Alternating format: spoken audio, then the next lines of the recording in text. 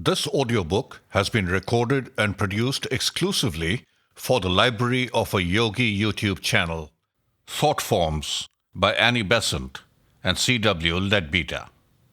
Narrated by Chandan Lahiri. Thought-Forms by Annie Besant and C.W. Leadbeater, with 58 illustrations. London and Benares, the Theosophical Publishing Society, City Agents, Lund Humphreys Limited. 3 Amon Corner, Chicago, the Theosophical Book Concern, New York, John Lane, 1905. Foreword. The text of this little book is the joint work of Mr. Leadbeater and myself. Some of it has already appeared as an article in Lucifer, now the Theosophical Review, but the greater part of it is new. The drawing and painting of the thought forms, observed by Mr. Leadbeater or by myself, or by both of us together, has been done by 3 friends, Mr. John Varley, Mr. Prince, and Miss MacFarlane, to each of whom we tender our cordial thanks. To paint in earth's dull colors the forms clothed in the living light of other worlds is a hard and thankless task. So much the more gratitude is due to those who have attempted it. They needed colored fire and had only ground earths. We have also to thank Mr. F. Bly Bond for allowing us to use his essay on vibration figures and some of his exquisite drawings. Another friend who sent us some notes and a few drawings insists on remaining anonymous, so we can only send our thanks to him with similar anonymity. It is our earnest hope, as it is our belief, that this little book will serve as a striking moral lesson to every reader, making him realize the nature and power of his thoughts, acting as a stimulus to the noble, a curb on the base. With this belief and hope, we send it on its way. Annie Besant. Thought Forms. As knowledge increases, the attitude of science towards the things of the invisible world is undergoing considerable modification. Its attention is no longer directed solely to the earth, with all its variety of objects, or to the physical worlds around it, but it finds itself compelled to glance further afield, and to construct hypotheses as to the nature of the matter and force which lie in the regions beyond the ken of its instruments. Ether is now comfortably settled in the scientific kingdom, becoming almost more than a hypothesis. Mesmerism, under its new name of hypnotism, is no longer an outcast. Reichenbach's experiments are still looked at askance, but are not wholly condemned. Röntgen's rays have rearranged some of the older ideas of matter, while radium has revolutionized them and is leading science beyond the borderland of ether into the astral world. The boundaries between animate and inanimate matter are broken down. Magnets are found to be possessed of almost uncanny powers, transferring certain forms of disease in a way not yet satisfactorily explained. Telepathy, clairvoyance, movement without contact, though not yet admitted to the scientific table, are approaching the Cinderella stage. The fact is that science has pressed its researches so far, has used such rare ingenuity in its questionings of nature, has shown such tireless patience in its investigations, that it is receiving the reward of those who seek, and forces and beings of the next higher plane of nature are beginning to show themselves on the outer edge of the physical field. Nature makes no leaps, and as the physicist nears the confines of his kingdom, he finds himself bewildered by touches and gleams from another realm, which interpenetrates his own. He finds himself compelled to speculate on invisible presences, if only to find a rational explanation for undoubted physical phenomena, and insensibly he slips over the boundary, and is, although he does not realize it, contacting the astral plane. One of the most interesting of the high roads from the physical to the astral is that of the study of thought. The Western scientist, commencing in the anatomy and physiology of the brain, endeavors to make these the basis for a sound psychology. He passes then into the region of dreams, illusions, hallucinations, and as soon as he endeavors to elaborate an experimental science which shall classify and arrange these, he inevitably plunges into the astral plane. Dr. Baraduc of Paris has nearly crossed the barrier and is well on the way towards photographing astromental images, to obtaining pictures of what from the materialistic standpoint would be the results of vibration in the grey matter of the brain. It has long been known to those who have given attention to the question that impressions were produced by the reflection of the ultraviolet rays from objects not visible by the rays of the ordinary spectrum. Clairvoyants were occasionally justified by the appearance on sensitive photographic plates of figures seen and described by them as present with the sitter, though invisible to physical sight. It is not possible for an unbiased judgment to reject in toto the evidence of such occurrences proffered by men of integrity on the strength of their own experiments, oftentimes repeated. And now we have investigators who turn their attention to the obtaining of images of subtle forms, inventing methods specially designed with the view of reproducing them. Among these, Dr. Baraduc seems to have been the most successful, and he has published a volume dealing with his investigations and containing reproductions of the photographs he has obtained.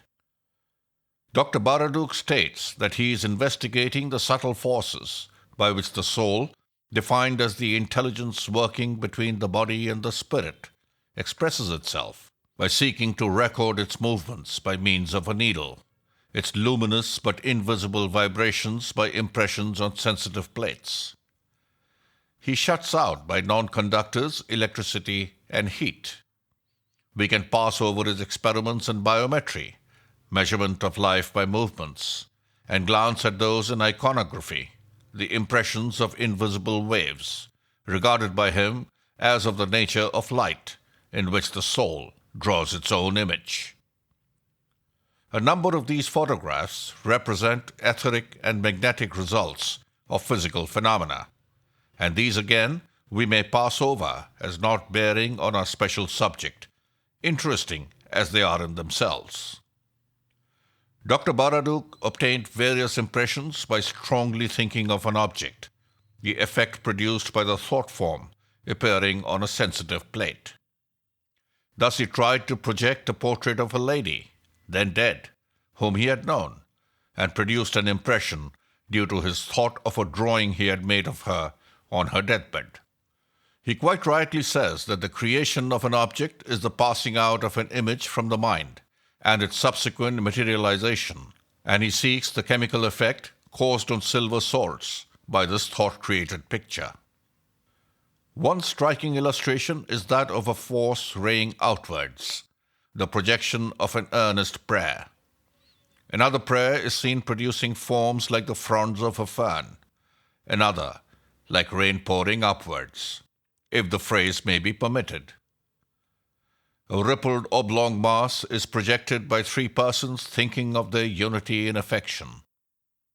A young boy sorrowing over and caressing a dead bird is surrounded by a flood of curved interwoven threads of emotional disturbance. A strong vortex is formed by a feeling of deep sadness. Looking at this most interesting and suggestive series, it is clear that in these pictures, that which is obtained is not the thought image, but the effect caused in etheric matter by its vibrations, and it is necessary to clairvoyantly see the thought in order to understand the results produced. In fact, the illustrations are instructive for what they do not show directly, as well as for the images that appear. It may be useful to put before students a little more plainly than has hitherto been done some of the facts in nature which will render more intelligible the results at which Dr. Baraduc is arriving. Necessarily imperfect these must be. A physical photographic camera and sensitive plates not being ideal instruments for astral research. But as will be seen from the above, they are most interesting and valuable as forming a link between clairvoyant and physical scientific investigations. At the present time, observers outside the Theosophical Society are concerning themselves with the fact that emotional changes show their nature by changes of color in a cloud-like ovoid or aura that encompasses all living beings.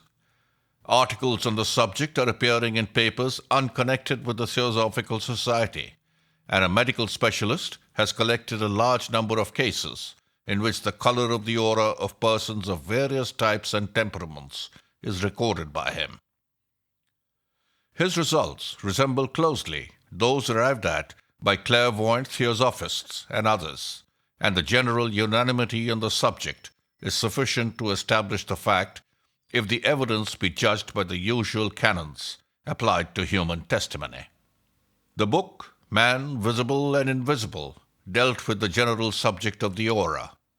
The present little volume, written by the author of Man, Visible and Invisible, and a theosophical colleague, is intended to carry the subject further, and it is believed that this study is useful as impressing vividly on the mind of the student the power and living nature of thought and desire, and the influence exerted by them on all whom they reach. The difficulty of representation. We have often heard it said that thoughts are things, and there are many among us who are persuaded of the truth of this statement.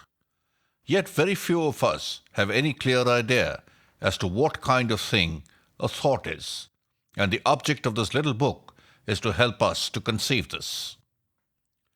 There are some serious difficulties in our way, for our conception of space is limited to 3 dimensions, and when we attempt to make a drawing, we practically limit ourselves to 2. In reality, the presentation even of ordinary 3-dimensional objects is seriously defective, for scarcely a line or angle in our drawing is accurately shown.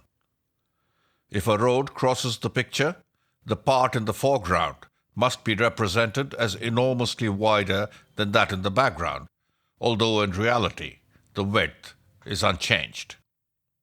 If a house is to be drawn, the right angles at its corners must be shown as acute or obtuse, as the case may be, but hardly ever as they actually are.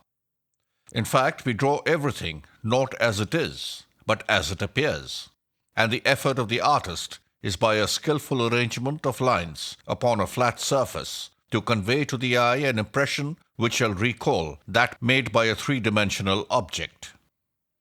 It is possible to do this only because similar objects are already familiar to those who look at the picture and accept the suggestion which it conveys. A person who had never seen a tree could form but little idea of one from even the most skillful painting. If to this difficulty we add the other and far more serious one of a limitation of consciousness, and suppose ourselves to be showing the picture to a being who knew only 2 dimensions, we see how utterly impossible it would be to convey to him any adequate impression of such a landscape as we see. Precisely this difficulty in its most aggravated form stands in our way when we try to make a drawing of even a very simple thought form. The vast majority of those who look at the picture are absolutely limited to the consciousness of 3 dimensions, and furthermore have not the slightest conception of that inner world to which thought forms belong, with all its splendid light and color. All that we can do at the best is to represent a section of the thought form, and those whose faculties enable them to see the original cannot but be disappointed with any reproduction of it.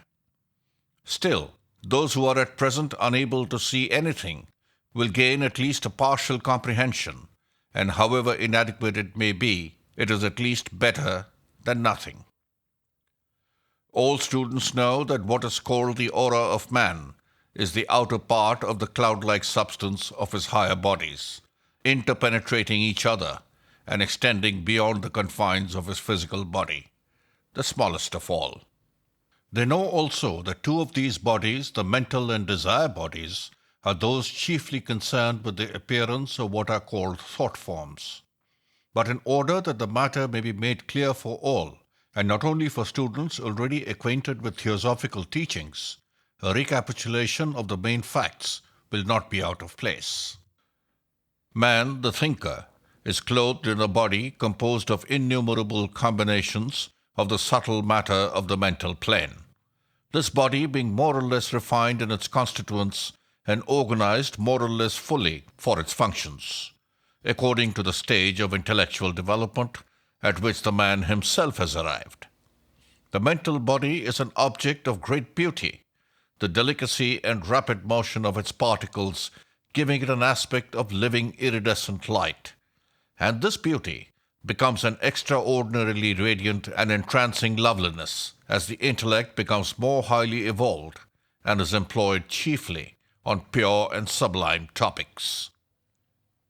Every thought gives rise to a set of correlated vibrations in the matter of this body, accompanied with a marvelous play of color, like that in the spray of a waterfall as the sunlight strikes it, raised to the nth degree of color and vivid delicacy. The body, under this impulse, throws off a vibrating portion of itself, shaped by the nature of the vibrations, as figures are made by sand on a disc vibrating to a musical note. And this gathers from the surrounding atmosphere matter like itself in fineness from the elemental essence of the mental world.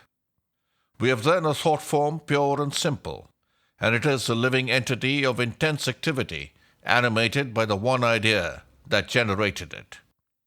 If made of the finer kinds of matter, it will be of great power and energy, and may be used as a most potent agent when directed by a strong and steady will. Into the details of such use we will enter later. When the man's energy flows outwards towards external objects of desire, or is occupied in passional and emotional activities, the energy works in a less subtle order of matter than the mental, in that of the astral world.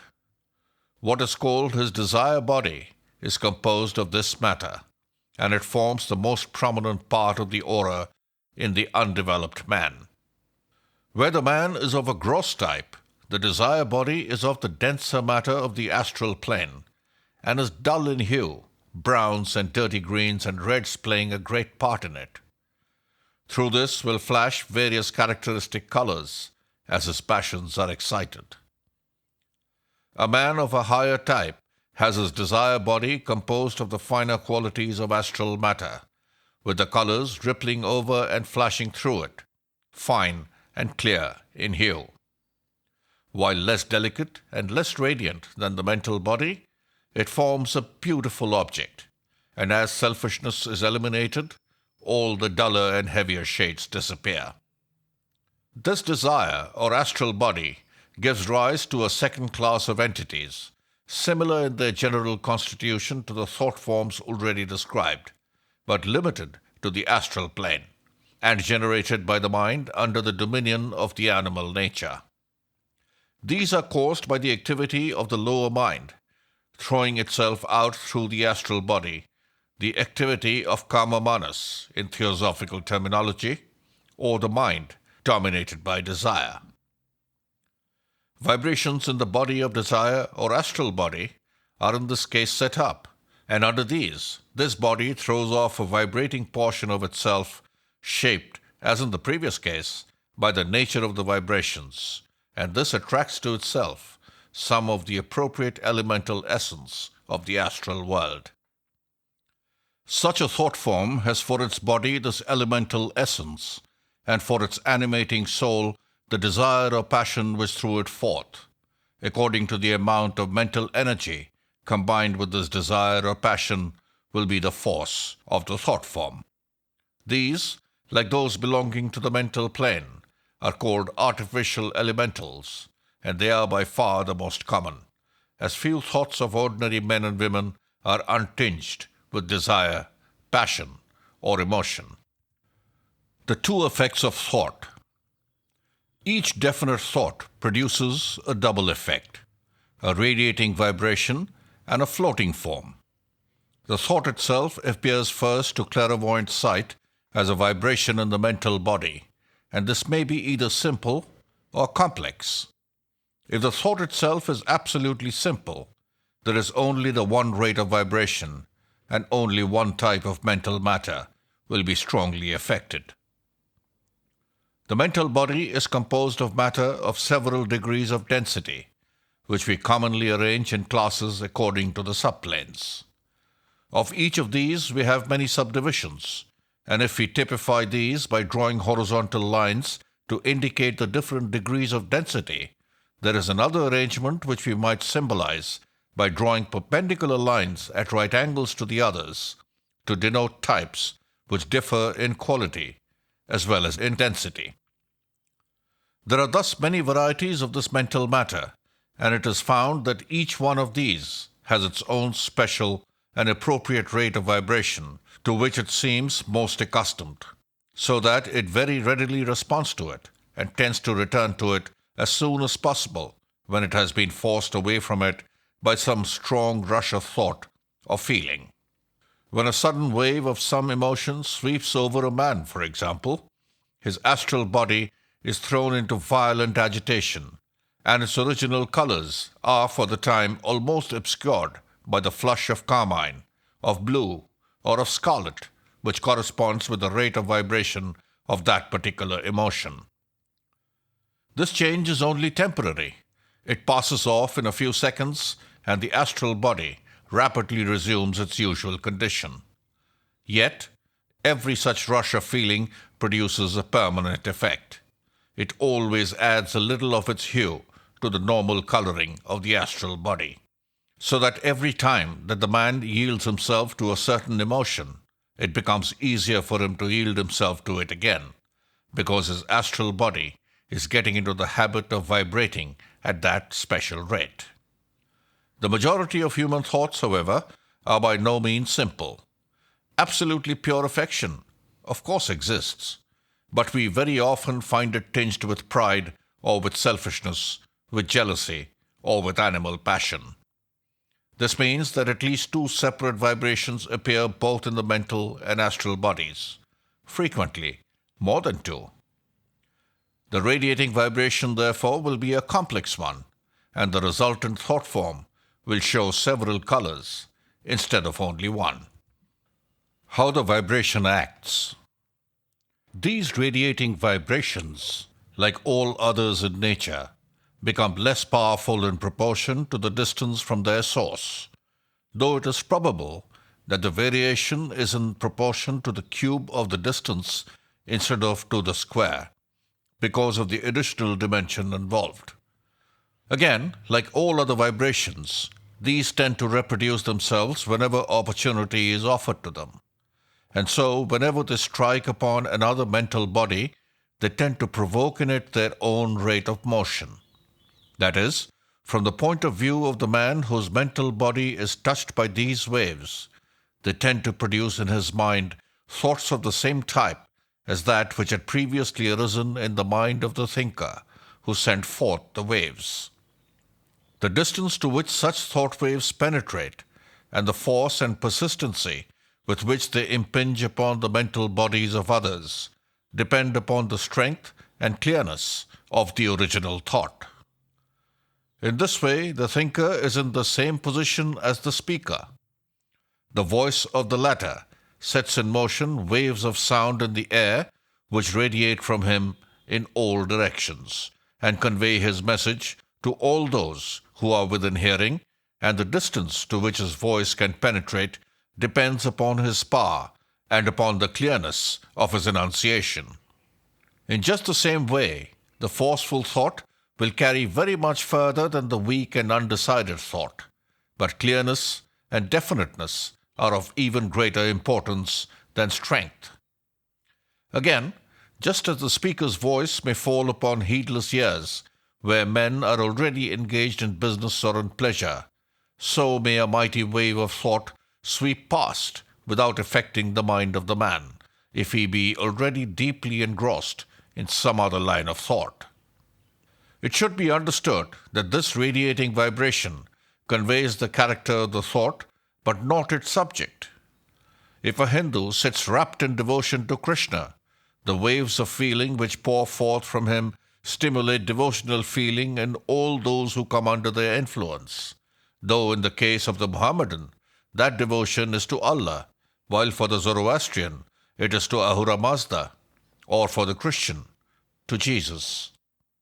A man, thinking keenly upon some high subject, pours out from himself vibrations which tend to stir up thought at a similar level in others, but they in no way suggest to those others the special subject of his thought.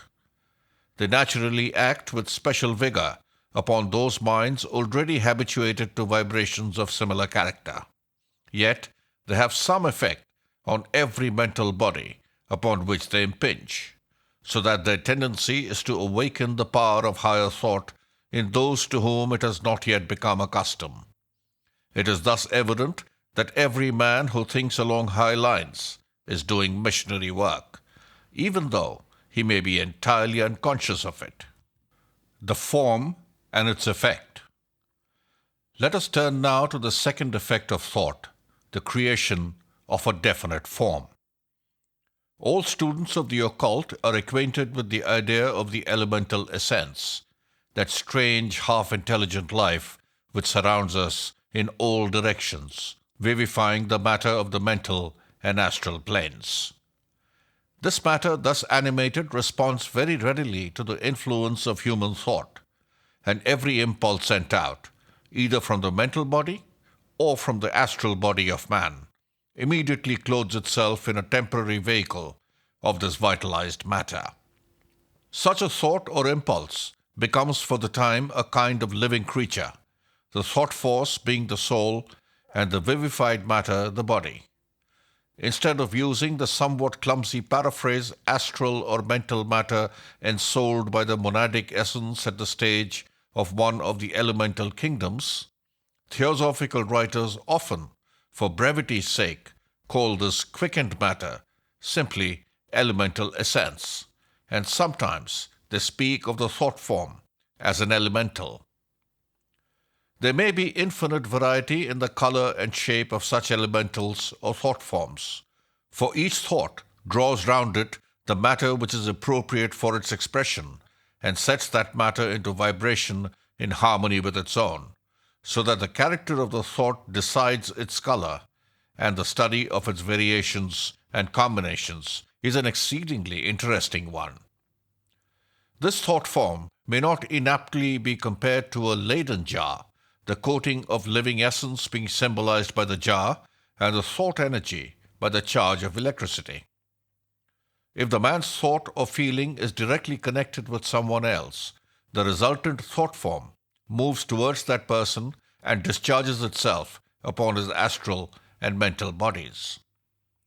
If the man's thought is about himself or is based upon a personal feeling, as the vast majority of thoughts are, it hovers round its creator and is always ready to act upon him whenever he is for a moment in a passive condition. For example, a man who yields himself to thoughts of impurity may forget all about them while he is engaged in the daily routine of his business, even though the resultant forms are hanging round him in a heavy cloud, because his attention is otherwise directed and his astral body is therefore not impressible by any other rate of vibration than its own. When, however, the marked vibration slackens and the man rests after his labors and leaves his mind blank as regards definite thought, he is very likely to feel the vibration of impurity stealing insidiously upon him. If the consciousness of the man be to any extent awakened, he may perceive this and cry out that he is being tempted by the devil. Yet the truth is that the temptation is from without, only in appearance, since it is nothing but the natural reaction upon him of his own thought forms. Each man travels through space enclosed within a cage of his own building, surrounded by a mass of the forms created by his habitual thoughts. Through this medium he looks out upon the world, and naturally he sees everything tinged with its predominant colors, and all rates of vibration which reach him from without are more or less modified by its rate. Thus, until the man learns complete control of thought and feeling, he sees nothing as it really is, since all his observations must be made through this medium, which distorts and colors everything like badly made glass. If the thought form be neither definitely personal nor specially aimed at someone else, it simply floats, detached in the atmosphere, all the time radiating vibrations similar to those originally sent forth by its creator. If it does not come into contact with any other mental body, this radiation gradually exhausts its store of energy, and in that case, the form falls to pieces. But if it succeeds in awakening sympathetic vibration in any mental body near at hand, an attraction is set up, and the thought form is usually absorbed by that mental body. Thus we see that the influence of the thought form is by no means so far-reaching as that of the original vibration, but insofar as it acts with much greater precision. What it produces in the mind-body which it influences is not merely a thought of an order similar to that which gave it birth. It is actually the same thought. The radiation may affect thousands and stir up in them thoughts on the same level as the original, and yet it may happen that no one of them will be identical with that original. The thought form can affect only very few, but in those few cases, it will reproduce exactly the initiatory idea.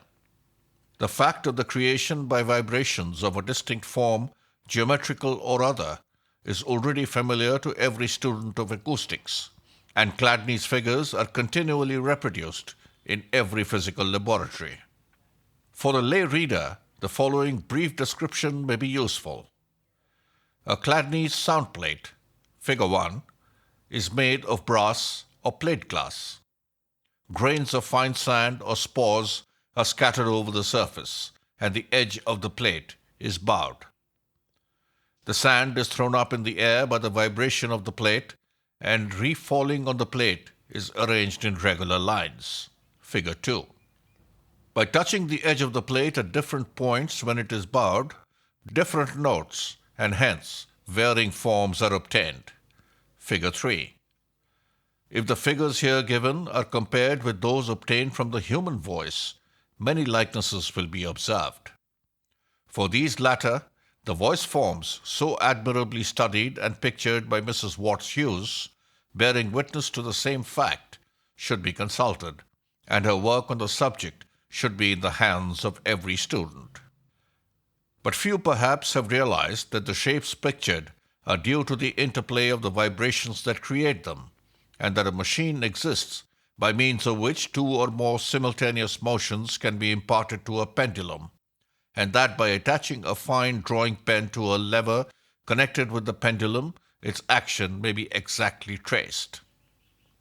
Substitute for the swing of the pendulum the vibration set up in the mental or astral body, and we have clearly before us the modus operandi of the building of forms by vibrations.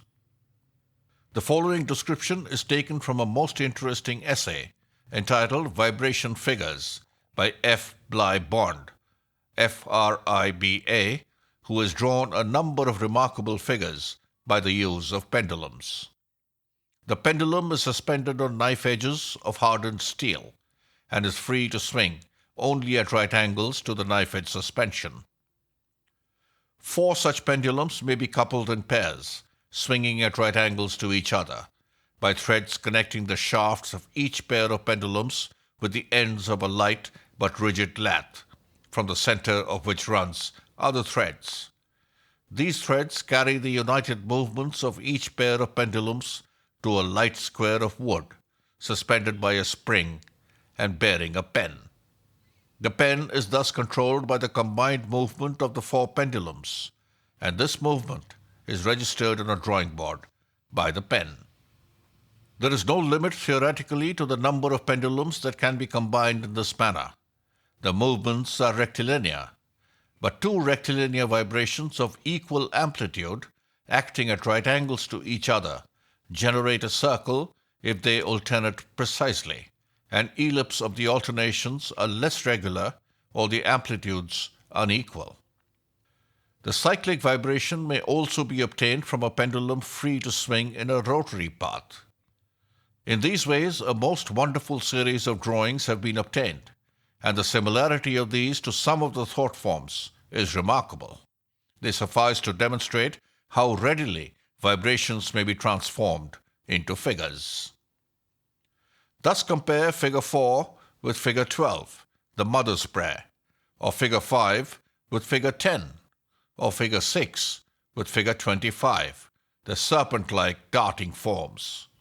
Figure 7 is added as an illustration of the complexity attainable.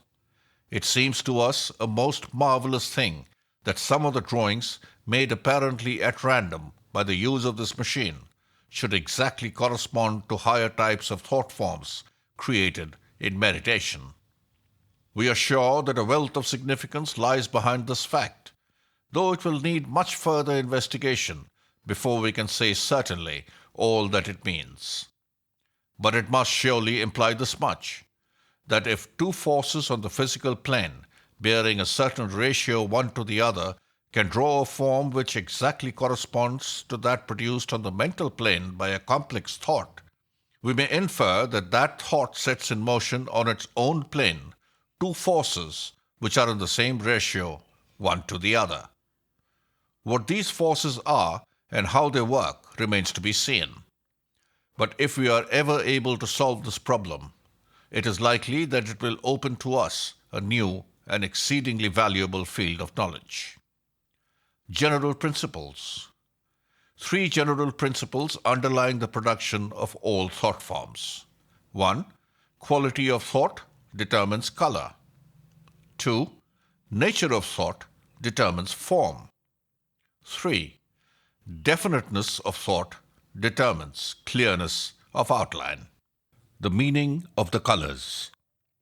The table of colors given in the frontispiece has already been thoroughly described in the book Man, Visible and Invisible, and the meaning to be attached to them is just the same in the thought form as in the body out of which it has evolved. For the sake of those who have not at hand the full description given in the book just mentioned, it will be well to state that black means hatred and malice.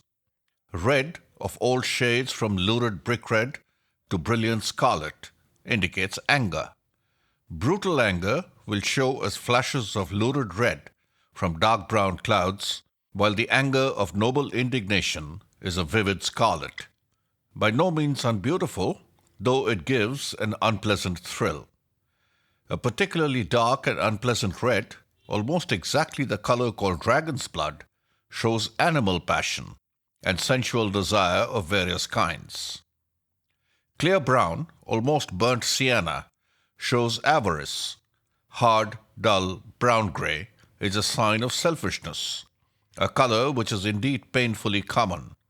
Deep, heavy gray signifies depression, while a livid pale gray is associated with fear.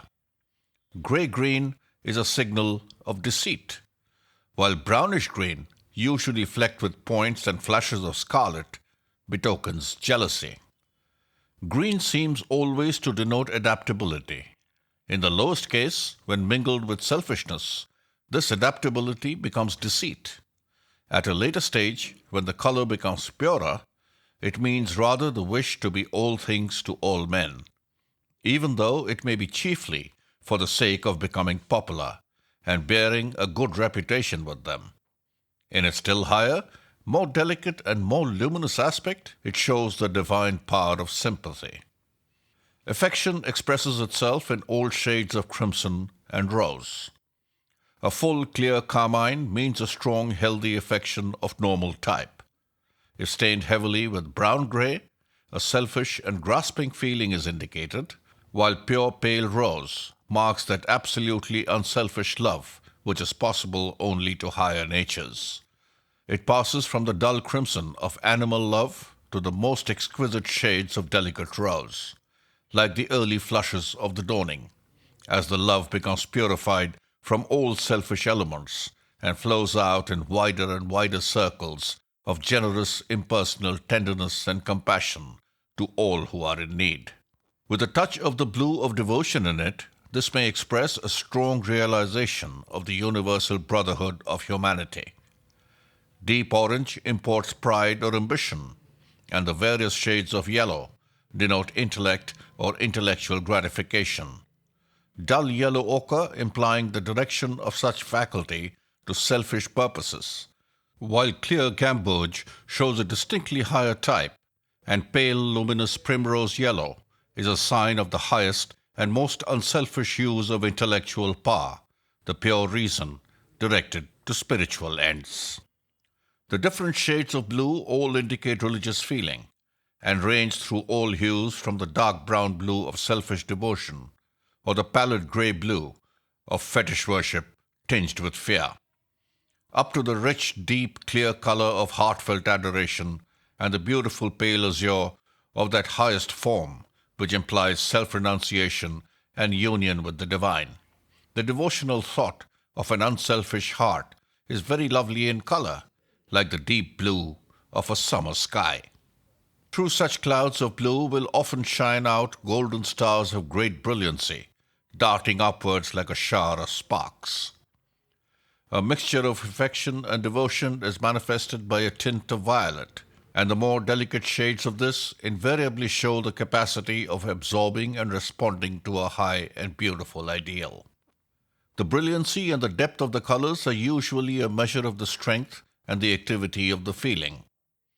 Another consideration which must not be forgotten is the type of matter in which these forms are generated. If a thought be purely intellectual and impersonal, for example, if the thinker is attempting to solve a problem in algebra or geometry, the thought form and the wave of vibration will be confined entirely to the mental plane. If, however, the thought be of a spiritual nature, if it be tinged with love and aspiration or deep unselfish feeling, it will rise upwards from the mental plane and will borrow much of the splendor and glory of the Buddhic level. In such a case, its influence is exceedingly powerful, and every such thought is a mighty force for good, which cannot but produce a decided effect upon all mental bodies within reach, if they contain any quality at all capable of response. If, on the other hand, the thought has in it something of self or of personal desire, at once its vibration turns downwards, and it draws round itself a body of astral matter in addition to its clothing of mental matter. Such a thought form is capable of acting upon the astral bodies of other men as well as their minds, so that it can not only raise thought within them, but can also stir up their feelings. 3 classes of thought forms. From the point of view of the forms which they produce, we may group thought into 3 classes. 1. That which takes the image of the thinker. When a man thinks of himself as in some distant place, or wishes earnestly to be in that place, he makes a thought form in his own image which appears there. Such a form has not infrequently been seen by others, and has sometimes been taken for the astral body or apparition of the man himself. In such a case, either the seer must have enough clairvoyance for the time to be able to observe that astral shape, or the thought form must have sufficient strength to materialize itself, that is, to draw round itself temporarily a certain amount of physical matter. The thought which generates such a form as this must necessarily be a strong one, and it therefore employs a larger proportion of the matter of the mental body, so that, though the form is small and compressed when it leaves the thinker, it draws round it a considerable amount of astral matter, and usually expands to life size before it appears at its destination. 2. That which takes the image of some material object. When a man thinks of his friend, he forms within his mental body a minute image of that friend, which often passes outward and usually floats suspended in the air before him. In the same way, if he thinks of a room, a house, a landscape, tiny images of these things are formed within the mental body and afterwards externalized. This is equally true when he is exercising his imagination. The painter who forms a conception of his future picture builds it up out of the matter of his mental body and then projects it into space in front of him, keeps it before his mind's eye, and copies it. The novelist, in the same way, builds images of his character in mental matter, and by the exercise of his will moves these puppets from one position or grouping to another, so that the plot of his story is literally acted out before him. With our curiously inverted conceptions of reality, it is hard for us to understand that these mental images actually exist and are so entirely objective that they may readily be seen by the clairvoyant and can even be rearranged by someone other than their creator. Some novelists have been dimly aware of such a process and have testified that their characters, when once created, developed a will of their own and insisted on carrying the plot of the story along lines quite different from those originally intended by the author. This has actually happened, sometimes because the thought forms were ensouled by playful nature spirits, or more often because some dead novelist, watching on the astral plane the development of the plan of his fellow author, thought that he could improve upon it and chose this method of putting forward his suggestions. 3. That which takes a form entirely its own, expressing its inherent qualities in the matter which it draws round it. Only thought forms of this third class can usefully be illustrated, for to represent those of the first or second class would be merely to draw portraits or landscapes. In those types we have the plastic, mental or astral matter molded in imitation of forms belonging to the physical plane. In this third group, we have a glimpse of the forms natural to the astral or mental planes. Yet this very fact, which makes them so interesting, places an insuperable barrier in the way of their accurate reproduction. Thought forms of this third class almost invariably manifest themselves upon the astral plane, as the vast majority of them are expressions of feeling as well as of thought. Those of which we here give specimens are almost wholly of that class, except that we take a few examples of the beautiful thought forms created in definite meditation by those who, through long practice, have learnt how to think. Thought forms directed towards individuals produce definitely marked effects, these effects being either partially reproduced in the aura of the recipient and so increasing the total result, or repelled from it. A thought of love and of desire to protect, directed strongly towards some beloved object, creates a form which goes to the person thought of and remains in his aura as a shielding and protecting agent. It will seek all opportunities to serve and all opportunities to defend, not by a conscious and deliberate action, but by a blind following out of the impulse impressed upon it, and it will strengthen friendly forces that impinge on the aura and weaken unfriendly ones. Thus may we create and maintain veritable guardian angels round those we love, and many a mother's prayer for a distant child thus circles round him, though she knows not the method by which her prayer is answered. In cases in which good or evil thoughts are projected at individuals, those thoughts, if they are to directly fulfill their mission, must find in the aura of the object to whom they are sent materials capable of responding sympathetically to their vibrations. Any combination of matter can only vibrate within certain definite limits, and if the thought form be outside all the limits within which the aura is capable of vibrating, it cannot affect that aura at all. It consequently rebounds from it, and that with a force proportionate to the energy with which it impinged upon it. This is why it is said that a pure heart and mind are the best protectors against any inimical assaults, for such a pure heart and mind will construct an astral and mental body of fine and subtle materials, and these bodies cannot respond to vibrations that demand coarse and dense matter. If an evil thought projected with malefic intent strikes such a body, it can only rebound from it, and it is flung back with all its own energy. It then flies backward along the magnetic line of least resistance, that which it has just traversed, and strikes its projector. He, having matter in his astral and mental bodies, similar to that of the thought form he generated, is thrown into respondent vibrations, and suffers the destructive effects he had intended to cause to another. Thus curses and blessings come home to roost. From this arise also the very serious effects of hating or suspecting a good and highly advanced man. The thought forms sent against him cannot injure him, and the rebound against their projectors, shattering them mentally, morally, or physically. Several such instances are well known to members of the Theosophical Society, having come under their direct observation. So long as any of the coarser kinds of matter connected with evil and selfish thoughts remain in a person's body, he is open to attack from those who wish him evil. But when he has perfectly eliminated these by self-purification, his haters cannot injure him, and he goes on calmly and peacefully amid all the darts of their malice. But it is bad for those who shoot out such darts. Another point that should be mentioned before passing to the consideration of our illustrations is that every one of the thought forms here given is drawn from life. They are not imaginary forms, prepared as some dreamer thinks that they ought to appear.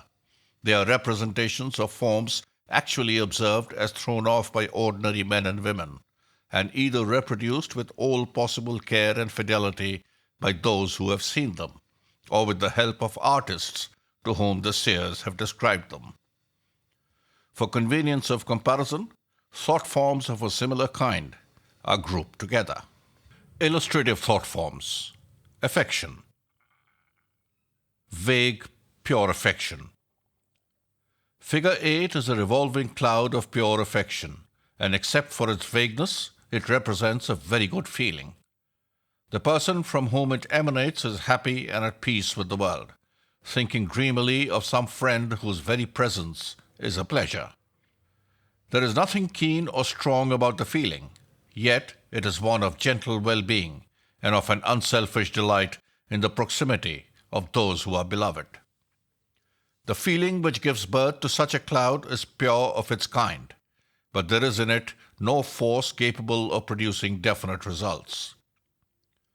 An appearance by no means unlike this frequently surrounds a gently purring cat and radiates slowly outward from the animal in a series of gradually enlarging concentric shells of rosy cloud, fading into invisibility at a distance of a few feet from their drowsily contented creator. Vague selfish affection. Figure 9 shows us also a cloud of affection, but this time it is deeply tinged with a far less desirable feeling. The dull, hard brown-gray of selfishness shows itself very decidedly among the carmine of love, and thus we see that the affection which is indicated is closely connected with satisfaction at favors already received, and with a lively anticipation of others to come in the near future. Indefinite as was the feeling which produced the cloud in figure 8, it was at least free from this taint of selfishness, and it therefore showed a certain nobility of nature in its author. Figure 9 represents what takes the place of that condition of mind at a lower level of evolution. It would scarcely be possible that these two clouds should emanate from the same person in the same incarnation. Yet there is good in the man who generates this second cloud, though as yet it is but partially evolved. A vast amount of the average affection of the world is of this type, and it is only by slow degrees that it develops towards the other and higher manifestation. Definite affection.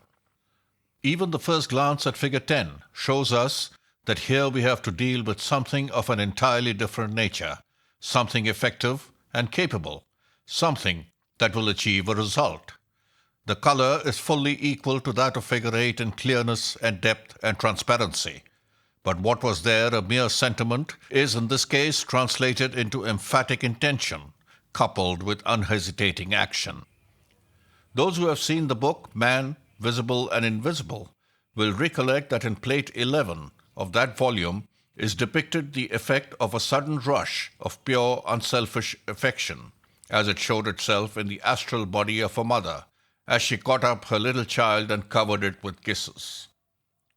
Various changes resulted from that sudden outburst of emotion. One of them was the formation within the astral body of large crimson coils or vortices lined with living light. Each of these is a thought form of intense affection generated as we have described, and almost instantaneously ejected towards the object of the feeling. Figure 10 depicts just such a thought form after it has left the astral body of its author and is on its way towards its goal. It will be observed that the almost circular form has changed into one somewhat resembling a projectile or the head of a comet. And it will be easily understood that this alteration is caused by its rapid forward motion. The clearness of the color assures us of the purity of the emotion which gave birth to this thought form, while the precision of its outline is unmistakable evidence of power and of vigorous purpose. The soul that gave birth to a thought form such as this must already be one of a certain amount of development. Radiating Affection. Figure 11 gives us our first example of a thought form intentionally generated, since its author is making the effort to pour himself forth in love to all beings. It must be remembered that all these forms are in constant motion. This one, for example, is steadily widening out, though there seems to be an exhaustless fountain welling up through the center from a dimension which we cannot represent.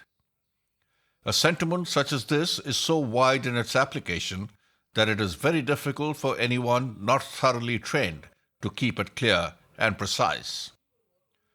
The thought form here shown is therefore a very creditable one, for it will be noted that all the numerous rays of the star are commendably free from vagueness.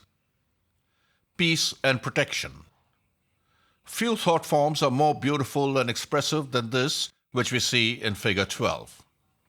This is a thought of love and peace, protection and benediction, sent forth by one who has the power and has earned the right to bless. It is not at all probable that in the mind of its creator there existed any thought of its beautiful wing-like shape, though it is possible that some unconscious reflection of faraway lessons of childhood about guardian angels who always hovered over their charges may have had its influence in determining this. However that may be, the earnest wish undoubtedly clothes itself in this graceful and expressive outline, while the affection that prompted it gave to it its lovely rose color, and the intellect which guided it shone forth like sunlight as its heart and central support. Thus, in sober truth, we may make veritable guardian angels to hover over and protect those whom we love, and many an unselfish, earnest wish for good produces such a form as this, though all unknown to its creator. Grasping animal affection. Figure 13 gives us an instance of grasping animal affection, if indeed such a feeling as this be deemed worthy of the august name of affection at all. Several colors bear their share in the production of its dull, unpleasing hue, tinged as it is with the lurid gleam of sensuality, as well as deadened with the heavy tint indicative of selfishness.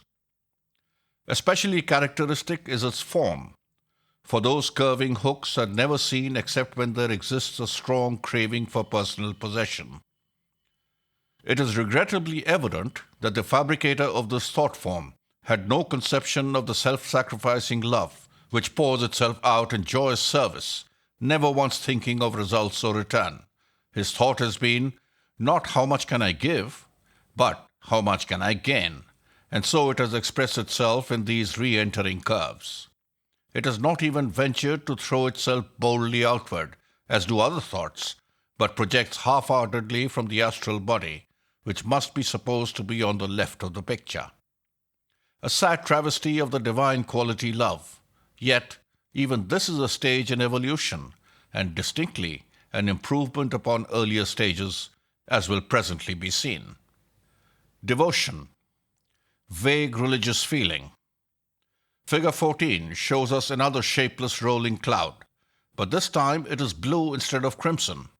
It betokens that vaguely pleasurable religious feeling, a sensation of devoutness rather than of devotion, which is so common among those in whom piety is more developed than intellect. In many a church one may see a great cloud of deep, dull blue floating over the heads of the congregation, indefinite in outline because of the indistinct nature of the thoughts and feelings which cause it, flecked too often with brown and grey, because ignorant devotion absorbs with deplorable facility the dismal tincture of selfishness or fear, but nonetheless adumbrating a mighty potentiality of the future, manifesting to our eyes the first faint flutter of one at least of the twin wings of devotion and wisdom, by the use of which the soul flies upward to God, from whom it came. Strange is it to note under what varied circumstances this vague blue cloud may be seen, and oftentimes its absence speaks more loudly than its presence. For in many a fashionable place of worship we seek it in vain, and find instead of it a vast conglomeration of thought forms of that second type which takes the shape of material objects. Instead of tokens of devotion, we see floating above the worshippers the astral images of hats and bonnets, of jewelry and gorgeous dresses, of horses and of carriages, of whiskey bottles and of Sunday dinners, and sometimes of whole rows of intricate calculations, showing that men and women alike have had during their supposed hours of prayer and praise no thoughts but of business or of pleasure, of the desires or the anxieties of the lower form of mundane existence. Yet sometimes, in a humbler vein, in a church belonging to the unfashionable Catholic or ritualist, or even in a lowly meeting house where there is but little of learning or of culture, one may watch the deep blue clouds rolling ceaselessly eastward towards the altar, or upwards, testifying at least to the earnestness and the reverence of those who gave them birth. Rarely, very rarely, among the clouds of blue will flash like a lance cast by the hand of a giant such a thought form as shown in Figure 15, or such a flower of self-renunciation as we see in Figure 16 may float before our ravished eyes. But in most cases, we must seek elsewhere for these signs of a higher development. Upward rush of devotion. The form in Figure 15 bears much the same relation to that of Figure 14 as did the clearly outlined projectile of Figure 10 to the indeterminate cloud of Figure 8. We could hardly have a more marked contrast than that between the inchoate flaccidity of the nebulosity in Figure 14 and the virile vigor of the splendid spire of highly developed devotion which leaps into being before us in Figure 15. This is no uncertain half-formed sentiment. It is the outrush into manifestation of a grand emotion rooted deep in the knowledge of fact. The man who feels such devotion as this is one who knows in whom he has believed. The man who makes such a thought form as this is one who has taught himself how to think. The determination of the upward rush points to courage as well as conviction, while the sharpness of its outline shows the clarity of its creator's conception, and the peerless purity of its color bears witness to his utter unselfishness. The response to devotion. In Figure 17, we see the result of his thought, the response of the logos to the appeal made to him, the truth which underlies the highest and best part of the persistent belief in an answer to prayer. It needs a few words of explanation. On every plane of his solar system, our logos pours forth his light, his power, his life, and naturally it is on the higher planes that this outpouring of divine strength can be given most fully. The descent from each plane to that next below it means an almost paralyzing limitation, a limitation entirely incomprehensible except to those who have experienced the higher possibilities of human consciousness. Thus the divine life flows forth with incomparably great fullness on the mental plane than on the astral, and yet even its glory at the mental level is ineffably transcended by that of the Buddhic plane. Normally, each of these mighty waves of influence spreads about its appropriate plane, horizontally as it were, but it does not pass into the obscuration of a plane lower than that for which it was originally intended. Yet there are conditions under which the grace and strength peculiar to a higher plane may in a measure be brought down to a lower one, and may spread abroad there with wonderful effect. This seems to be possible only when a special channel is for the moment opened, and that work must be done from below and by the effort of man. It has before been explained that whenever a man's thought or feeling is selfish, the energy which it produces moves in a close curve, and thus inevitably returns and expends itself upon its own level. But when the thought or feeling is absolutely unselfish, its energy rushes forth in an open curve, and thus does not return in the ordinary sense, but pierces through into the plane above, because only in that higher condition, with its additional dimension, can it find room for its expansion. But in thus breaking through, such a thought or feeling holds open a door, to speak symbolically, of dimension equivalent to its own diameter, and thus furnishes the requisite channel through which the divine force appropriate to the higher plane can pour itself into the lower, with marvelous results, not only for the thinker, but for others.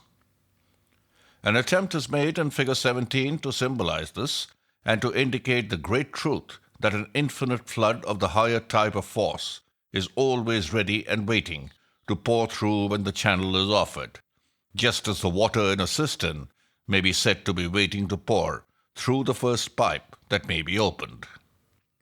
The result of the descent of divine life is a very great strengthening and uplifting of the maker of the channel, and the spreading all about him of a most powerful and beneficent influence. This effect has often been called an answer to prayer, and has been attributed by the ignorant to what they call a special interposition of providence, instead of to the unerring action of the great and immutable divine law. Self-renunciation.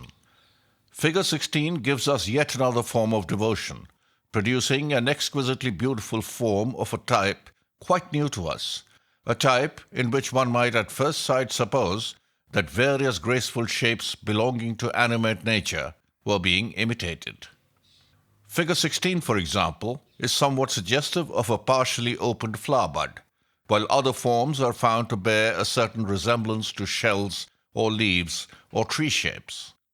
Manifestly, however, these are not and cannot be copies of vegetable or animal forms, and it seems probable that the explanation of the similarity lies very much deeper than that.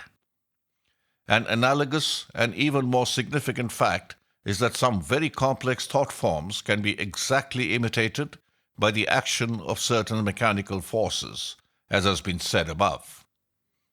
While with our present knowledge it would be unwise to attempt a solution of the very fascinating problem presented by these remarkable resemblances, it seems likely that we are obtaining a glimpse across the threshold of a very mighty mystery. For if by certain thoughts we produce a form which has been duplicated by the processes of nature, we have at least a presumption that these forces of nature work along the lines somewhat similar to the action of those thoughts. Since the universe is itself a mighty thought form called into existence by the Logos, it may well be that tiny parts of it are also the thought forms of minor entities engaged in the same work, and thus perhaps we may approach a comprehension of what is meant by the 330 million devas of the Hindus. This form is of the loveliest pale azure, with a glory of white light shining through it. Something indeed to tax the skill even of the indefatigable artist who worked so hard to get them as near right as possible.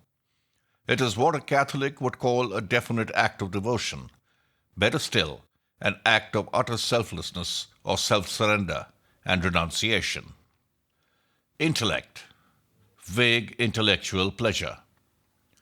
Figure 18 represents a vague cloud of the same order as those shown in figures 8 and 14, but in this case the color is yellow instead of crimson or blue. Yellow in any of man's vehicles always indicates intellectual capacity, but its shades vary very much, and it may be complicated by the admixture of other hues. Generally speaking, it has a deeper and duller tint if the intellect is directed chiefly into lower channels, more especially if the objects are selfish. In the astral or mental body of the average man of business, it would show itself as yellow ochre, while pure intellect, devoted to the study of philosophy or mathematics, appears frequently to be golden, and this rises gradually to a beautiful, clear, and luminous lemon or primrose yellow, when a powerful intellect is being employed absolutely unselfishly for the benefit of humanity. Most yellow thought forms are clearly outlined, and a vague cloud of this color is comparatively rare. It indicates intellectual pleasure, appreciation of the result of ingenuity, or the delight felt in clever workmanship. Such pleasure as the ordinary man derives from the contemplation of a picture usually depends chiefly upon the emotions of admiration, affection, or pity which it arouses within him. Or sometimes, if it portrays a scene with which he is familiar, its charm consists in his power to awaken the memory of past joys. An artist, however, may derive from a picture a pleasure of an entirely different character, based upon his recognition of the excellence of the work and of the ingenuity which has been exercised in producing certain results. Such pure intellectual gratification shows itself in a yellow cloud, and the same effect may be produced by delight in musical ingenuity or the subtleties of argument. A cloud of this nature betokens the entire absence of any personal emotion, for if that were present, it would inevitably tinge the yellow with its own appropriate color. The intention to know. Figure 19 is of interest as showing us something of the growth of a thought form. The earlier stage, which is indicated by the upper form, is not uncommon and indicates the determination to solve some problem, the intention to know and to understand. Sometimes a theosophical lecturer sees many of these yellow serpentine forms projecting towards him from his audience and welcomes them as a token that his hearers are following his arguments intelligently and have an earnest desire to understand and to know more. A form of this kind frequently accompanies a question, and if, as is sometimes unfortunately the case, the question is put less with the genuine desire for knowledge than for the purpose of exhibiting the acumen of the questioner, the form is strongly tinged with the deep orange that indicates conceit. It was at a theosophical meeting that this special shape was encountered, and it accompanied a question which showed considerable thought and penetration. The answer at first given was not thoroughly satisfactory to the inquirer, who seems to have received the impression that his problem was being evaded by the lecturer. His resolution to obtain a full and thorough answer to his inquiry became more determined than ever, and his thought form deepened in color and changed into the second of the two shapes, resembling a corkscrew, even more closely than before. Forms similar to these are constantly created by ordinary idle and frivolous curiosity. But as there is no intellect involved in that case, the color is no longer yellow, but usually closely resembles that of decaying meat, somewhat like that shown in Figure 29, as expressing a drunken man's craving for alcohol. High ambition. Figure 20 gives us another manifestation of desire, the ambition for place or power. The ambitious quality is shown by the rich deep orange color, and the desire by the hooked extensions which precede the form as it moves. The thought is a good and pure one of its kind, for if there were anything base or selfish in the desire, it would inevitably show itself in the darkening of the clear orange hue by dull reds, browns, or greys. If this man coveted place or power, it was not for his own sake, but from the conviction that he could do the work well and truly, and to the advantage of his fellow men. Selfish ambition. Ambition of a low type is represented in Figure 21. Not only have we here a large stain of the dull brown-grey of selfishness, but there is also a considerable difference in the form, though it appears to possess equal definiteness of outline. Figure 20 is rising steadily onward towards a definite object, for it will be observed that the central part of it is as definitely a projectile as figure 10. Figure 21, on the other hand, is a floating form and is strongly indicative of general acquisitiveness, the ambition to grasp for the self everything that is within sight. Anger. Murderous rage and sustained anger. In figures 22 and 23, we have two terrible examples of the awful effect of anger. The lurid flash from dark clouds, figure 22, was taken from the aura of a rough and partially intoxicated man in the East End of London as he struck down a woman. The flash darted out at her the moment before he raised his hand to strike and caused a shuddering feeling of horror as though it might slay. The keen-pointed stiletto-like dart, figure 23, was a sort of steady anger, intense and desiring vengeance, of the quality of murder, sustained through years, and directed against a person who had inflicted a deep injury on the one who sent it forth. Had the latter been possessed of a strong and trained will, such a thought form would slay, and the one nourishing it is running a very serious danger of becoming a murderer in act as well as in thought in a future incarnation. It will be noted that both of them take the flash-like form, though the upper is irregular in its shape, while the lower represents a steadiness of intention, which is far more dangerous. The basis of utter selfishness out of which the upper one springs is very characteristic and instructive. The difference in color between the two is also worthy of note. In the upper one, the dirty brown of selfishness is so strongly evident that it stains even the outrush of anger. While in the second case, though no doubt selfishness was at the root of that also, the original thought has been forgotten in the sustained and concentrated wrath. One who studies plate 13, in Man Visible and Invisible, will be able to imagine to himself the condition of the astral body from which these forms are protruding. And surely the mere sight of these pictures, even without examination, should prove a powerful object lesson in the evil of yielding to the passion of anger. Explosive anger. In figure 24, we see an exhibition of anger of a totally different character. Here is no sustained hatred, but simply a vigorous explosion of irritation.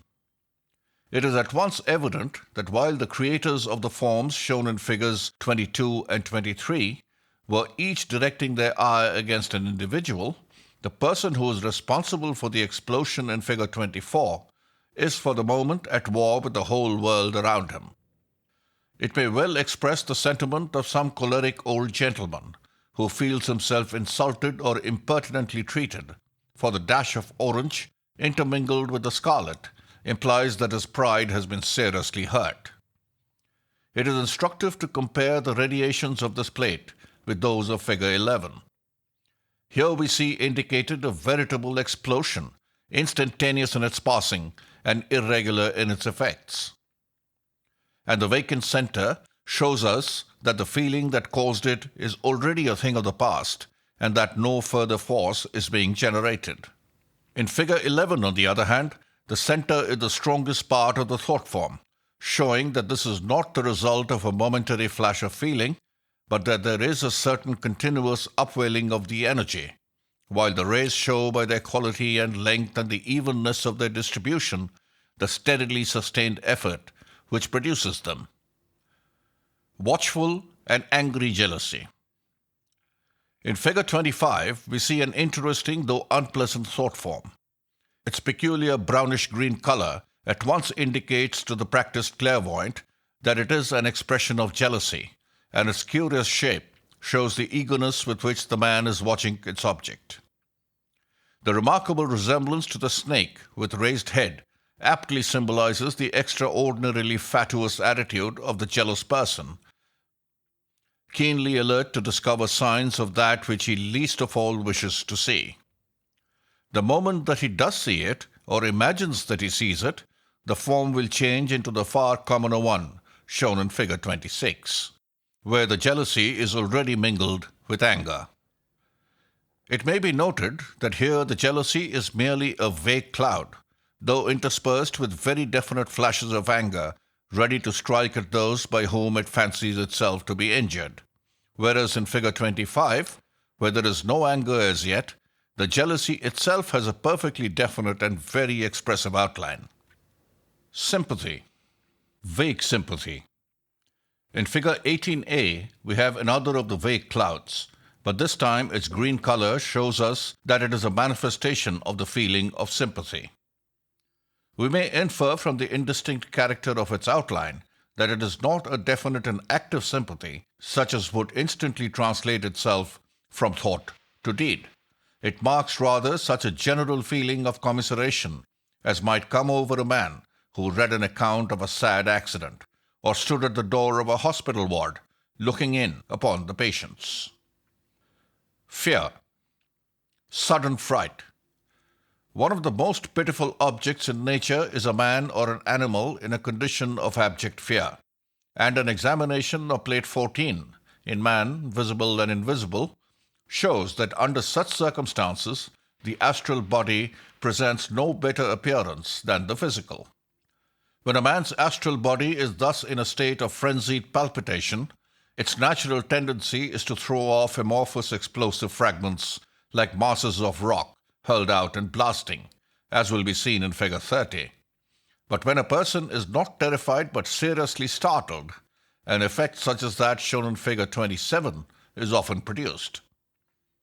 In one of the photographs taken by Dr. Baraduc of Paris, it was noticed that an eruption of broken circles resulted from sudden annoyance, and this outrush of crescent-shaped forms seems to be of somewhat the same nature, though in this case there are the accompanying lines of matter which even increase the explosive appearance.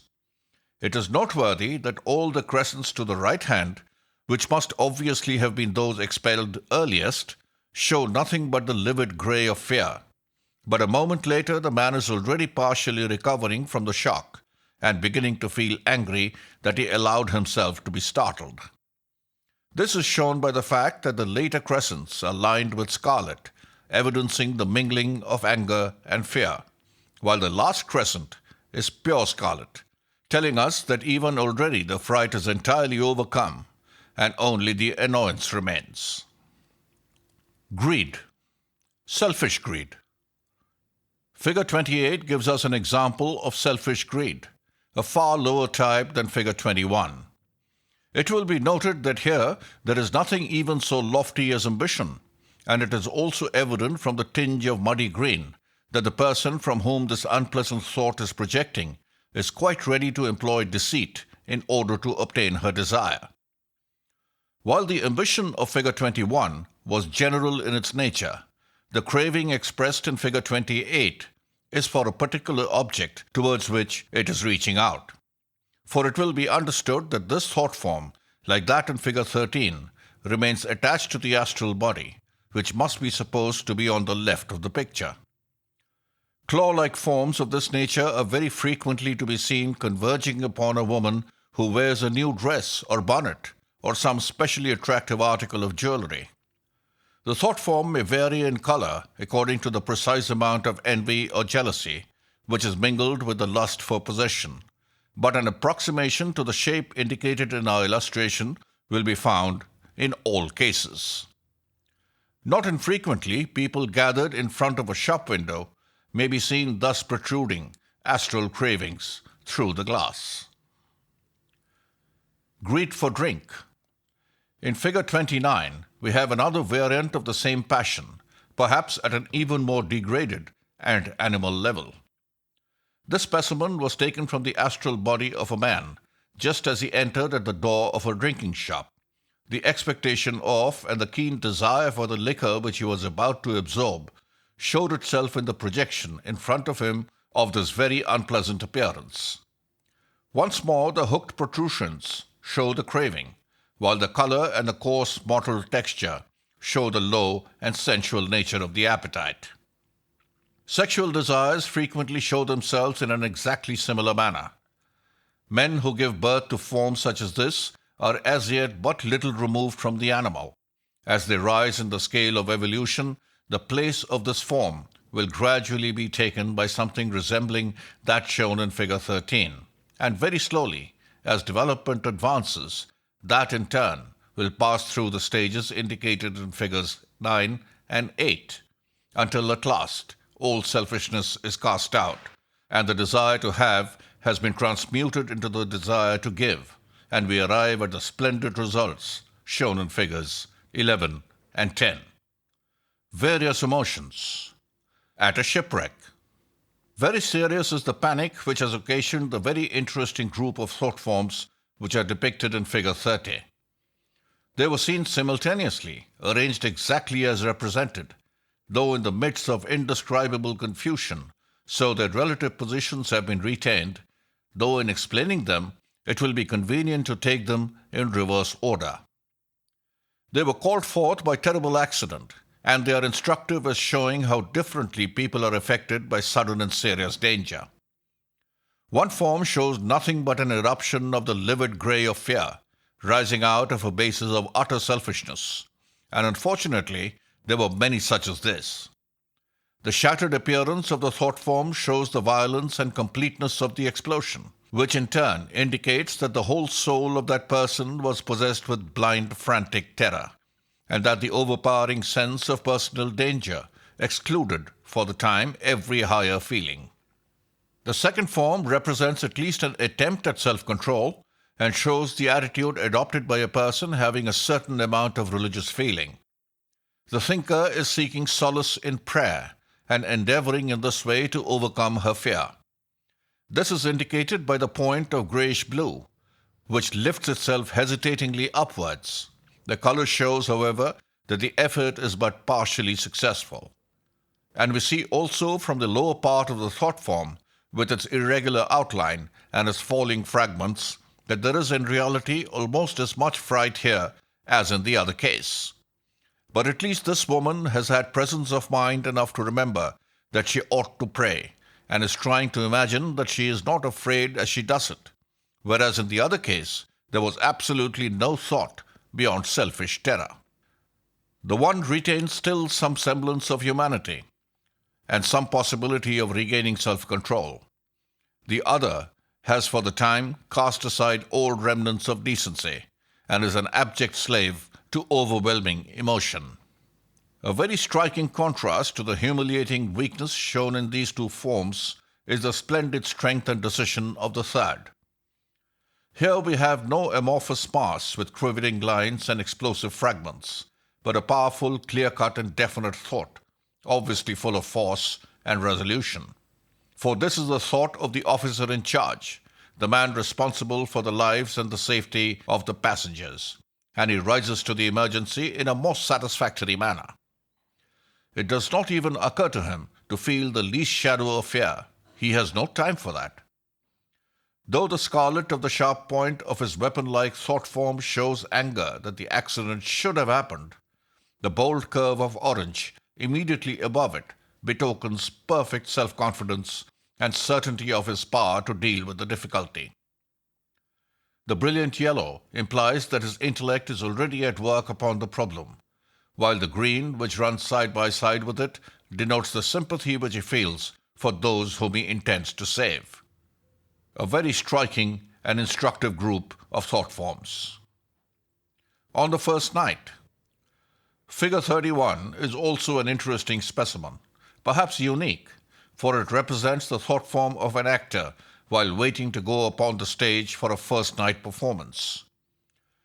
The broad band of orange in the center is very clearly defined and is the expression of a well-founded self-confidence, the realization of many previous successes, and the reasonable expectation that on this occasion another will be added to the list. Yet, in spite of this, there is a good deal of unavoidable uncertainty as to how this new play may strike the fickle public, and on the whole, the doubt and fear overbalance the certainty and pride, for there is more of the pale grey than of the orange, and the whole thought form vibrates like a flag flapping in a gale of wind. It will be noted that while the outline of the orange is exceedingly clear and definite, that of the grey, is much vaguer.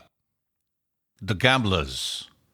The forms shown in Figure 32 were observed simultaneously at the great gambling house at Monte Carlo. Both represent some of the worst of human passions, and there is little to choose between them, although they represent the feelings of the successful and the unsuccessful gambler respectively. The lower form has a strong resemblance to a lurid and gleaming eye, though this must be simply a coincidence, for when we analyze it, we find that its constituent parts and colors can be accounted for without difficulty. The background of the whole thought is an irregular cloud of deep depression, heavily marked by the dull brown of selfishness and the livid hue of fear. In the center, we find a clearly marked scarlet ring, showing deep anger and resentment at the hostility of fate, and within that is a sharply outlined circle of black expressing the hatred of the ruined man for those who have won his money. The man who can send forth such a thought form as this is surely in imminent danger, for he has evidently descended into the very depths of despair. Being a gambler, he can have no principle to sustain him, so that he would be by no means unlikely to resort to the imaginary refuge of suicide, only to find on awakening into astral life that he had changed his condition for the worse instead of for the better, as the suicide always does, since his cowardly action cuts him off from the happiness and peace which usually follow death. The upper form represents a state of mind which is perhaps even more harmful in its effects, for this is the gloating of the successful gambler over his ill-gotten gain. Here the outline is perfectly definite, and the man's resolution to persist in his evil course is unmistakable. The broad band of orange in the center shows very clearly that although when the man loses, he may curse the inconstancy of fate, when he wins, he attributes his success entirely to his own transcendent genius. Probably he has invented some system to which he pins his faith, and of which he is inordinately proud. But it will be noticed that on each side of the orange comes a hard line of selfishness, and we see how this, in turn, melts into avarice and becomes a mere animal greed of possession, which is also so clearly expressed by the claw-like extremities of the thought form. At a street accident. Figure 33 is instructive as showing the various forms which the same feelings may take in different individuals. These two evidences of emotion were seen simultaneously among the spectators of a street accident, a case in which someone was knocked down and slightly injured by a passing vehicle.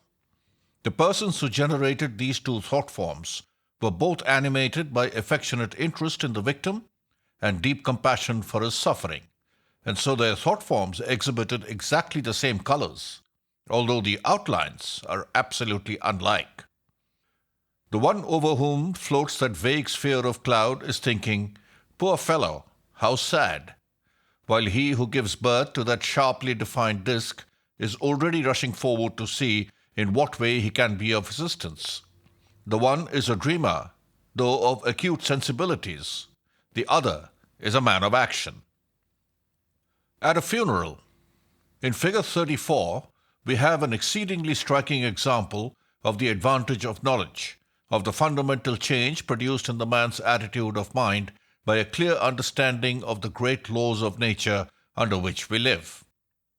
Utterly different as they are in every respect of color and form and meaning, these two thought forms were seen simultaneously, and they represent two points of view with regard to the same occurrence.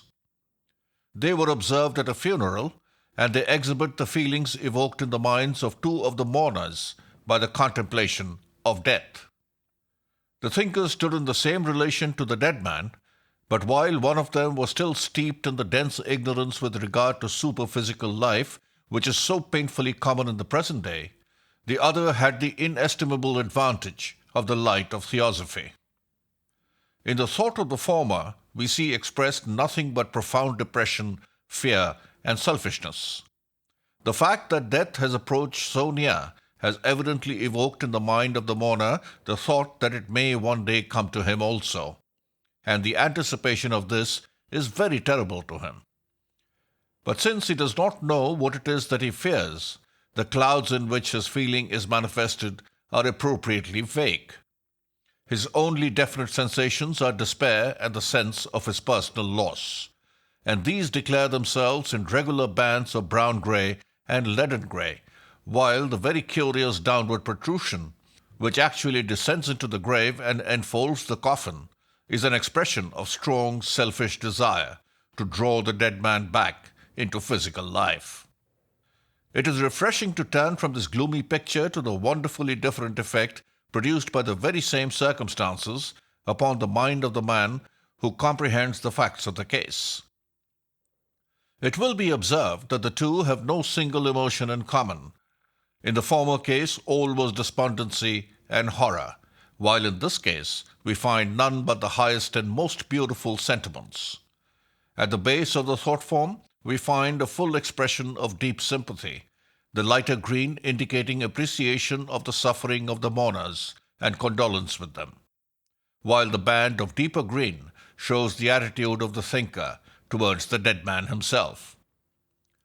The deep rose color exhibits affection towards both the dead and the living, while the upper part of the cone and the stars, which rise from it, testify to the feeling aroused within the thinker by the consideration of the subject of death, the blue expressing its devotional aspect, while the violet shows the thought of and the power to respond to a noble ideal, and the golden stars denote the spiritual aspirations which its contemplation calls forth.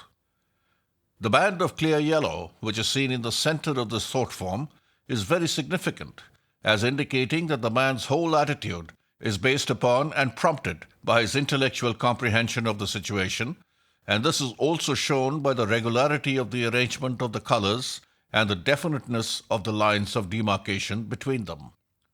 The comparison between the two illustrations shown in this plate is surely a very impressive testimony to the value of the knowledge given by the theosophical teaching. Undoubtedly, this knowledge of the truth takes away all fear of death and makes life easier to live because we understand its object and its end, and we realize that death is a perfectly natural incident in its course, a necessary step in our evolution. This ought to be universally known among Christian nations, but it is not, and therefore on this point, as on so many others, theosophy has a gospel for the Western world. It has to announce that there is no gloomy, impenetrable abyss beyond the grave, but instead of that, a world of life and light which may be known to us as clearly and fully and accurately as this physical world in which we live now. We have created the gloom and the horror for ourselves, like children who frighten themselves with ghastly stories, and we have only to study the facts of the case, and all these artificial clouds will roll away at once. We have an evil heredity behind us in this matter, for we have inherited all kinds of funereal horrors from our forefathers, and so we are used to them, and we do not see the absurdity and the monstrosity of them. The ancients were in this respect wiser than we, for they did not associate all this phantasmagoria of gloom with the death of the body, partly perhaps because they had a much more rational method of disposing of the body, a method which was not only infinitely better for the dead man and more healthy for the living, but was also free from the gruesome suggestions connected with slow decay. They knew much more about death in those days, and because they knew more, they mourned less. On meeting a friend. Figure 35 gives us an example of a good, clearly defined expressive thought form, with each color well marked off from the others. It represents the feeling of a man upon meeting a friend from whom he has been long separated. The convex surface of the crescent is nearest to the thinker, and its two arms stretch out towards the approaching friends as if to embrace him. The rose color naturally betokens the affection felt, the light green shows the depth of the sympathy which exists, and the clear yellow is a sign of the intellectual pleasure with which the creator of the thought anticipates the revival of delightful reminiscences of days long gone by. The appreciation of a picture. In figure 36, we have a somewhat complex thought form representing the delighted appreciation of a beautiful picture upon a religious subject. The strong, pure yellow marks the beholder's enthusiastic recognition of the technical skill of the artist, while all the other colors are expressions of the various emotions evoked within him by the examination of so glorious a work of art. Green shows his sympathy with the central figure in the picture. Deep devotion appears not only in the broad band of blue, but also in the outline of the entire figure, while the violet tells us that the picture has raised the man's thought to the contemplation of a lofty ideal and has made him, at least for the time, capable of responding to it. We have here the first specimen of an interesting class of thought forms, of which we shall find abundant examples later, that in which light of one color shines out through a network of lines of some quite different hue. It will be noted that in this case, from the mass of violet, there rise many wavy lines, which flow like rivulets over a golden plain, and this makes it clear that the loftiest aspiration is by no means vague, but is thoroughly supported by an intellectual grasp of the situation and a clear comprehension of the method by which it can be put into effect. Forms seen in those meditating. Sympathy and love for all. Hitherto we have been dealing chiefly with forms which are the expression of emotion or of such thought as is aroused within the mind by external circumstances. We have now to consider some of those caused by thoughts which arise from within, forms generated during meditation, each being the effect produced by a conscious effort on the part of the thinker to form a certain conception or to put himself into a certain attitude. Naturally, such thoughts are definite, for the man who trains himself in this way learns how to think with clearness and precision, and the development of his power in this direction shows itself in the beauty and regularity of the shapes produced. In this case, we have the result of an endeavor on the part of the thinker to put himself into an attitude of sympathy and love towards all mankind, and thus we have a series of graceful lines of the luminous green of sympathy with the strong roseate glow of affection shining out between them. Figure 37. The lines are still sufficiently broad and wide apart to be easily drawn, but in some of the higher examples of thought forms of this type, the lines are so fine and so close that no human hand can represent them as they really are. The outline of this thought form is that of a leaf, yet its shape and the curve of its lines are more suggestive of a certain kind of shell, so that this is another example of the approximation to forms seen in physical nature, which we noted in commenting upon Figure 16. An aspiration to enfold all. In Figure 38, we have a far more developed example of the same type. This form was generated by one who was trying, while sitting in meditation, to fill his mind with an aspiration to enfold all mankind in order to draw them upward towards the high ideal which shone so clearly before his eyes. Therefore it is that the form which he produces seems to rush out from him, to curve round upon itself, and to return to its base. Therefore it is that the marvellously fine lines are drawn in lovely luminous violet, and that from within the form there shines out a glorious golden light, which it is unfortunately quite impossible to reproduce. For the truth is that all these apparently intricate lines are in reality only one line circling round the form again and again, with unwearied patience and wonderful accuracy. It is scarcely possible that any human hand could make such a drawing as this on this scale, and in any case the effect of its colors could not be shown, for it will be seen by experiment that if an attempt be made to draw fine violet lines close together upon a yellow background, a grey effect at once appears, and all likeness to the original is destroyed. But what cannot be done by hand may sometimes be achieved by the superior accuracy and delicacy of a machine, and it is in this way that the drawing was made from which our illustration is reproduced, with some attempt to represent the color effect as well as the wonderful delicacy of the lines and curves. In the 6 directions. The form represented in Figure 39 is the result of another endeavor to extend love and sympathy in all directions, an effort almost precisely similar to that which gave birth to Figure 37, though the effect seems so different. The reasons for this variety and for the curious shape taken in this case constitute a very interesting illustration of the way in which thought forms grow. It will be seen that in this instance the thinker displays considerable devotional feeling and has also made an intellectual effort to grasp the conditions necessary for the realization of his wishes, and the blue and yellow colors remain as evidence of this. Originally, this thought form was circular, and the dominant idea evidently was that the green of sympathy should be upon the outside, facing in all directions, as it were, and that love should lie at the center and heart of the thought and direct its outgoing energies. But the maker of this thought form had been reading Hindu books, and his modes of thought had been greatly influenced by them. Students of Oriental literature will be aware that the Hindu speaks not of four directions, north, east, south, and west, as we do, but always of six, since he very sensibly includes the zenith and the nadir.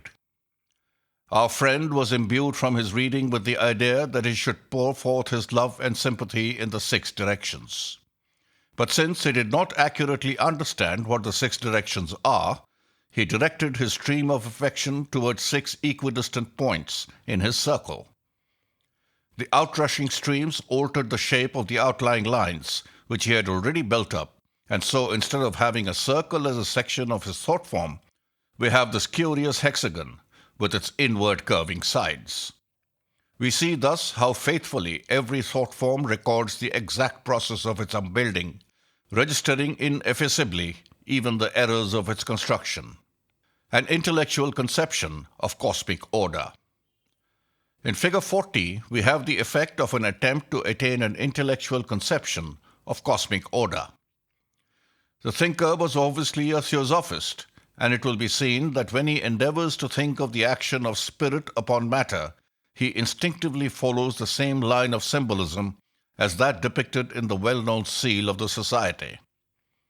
Here we have an upward-pointing triangle, signifying the threefold aspect of the spirit, interlaced with the downward-pointing triangle, which indicates matter with its three inherent qualities.